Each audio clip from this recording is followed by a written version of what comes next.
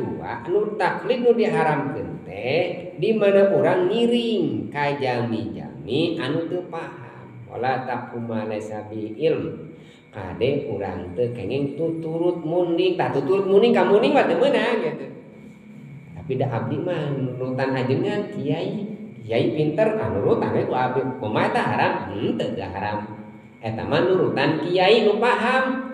Mun teh mah nurutan nu lain nu paham eta teu kenging. Nah teh ayeuna mah kedah aya proporsina upami nyarios teh. Tukang seni nyarios seni we.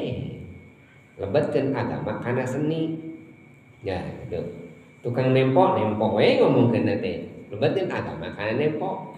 Tukang usaha we nu dibahas teh. Lebetkeun agama kana usaha. Ulah dibalikeun.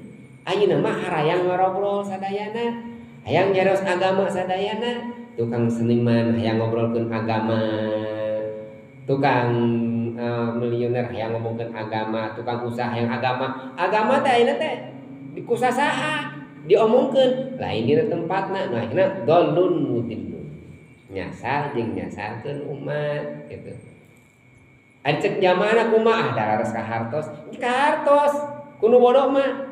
Sabna da teu apal teh ya, cek nu pinter. Oh ieu loba salahna. Nah bener we. Karena kada apa? Anu terang kana ilmu teh jalmi nu ngartos gitu. Eta teu kenging lamun ngiring ka jalmi-jalmi anu teu acan paham nu teu puguh di mana masantrenna.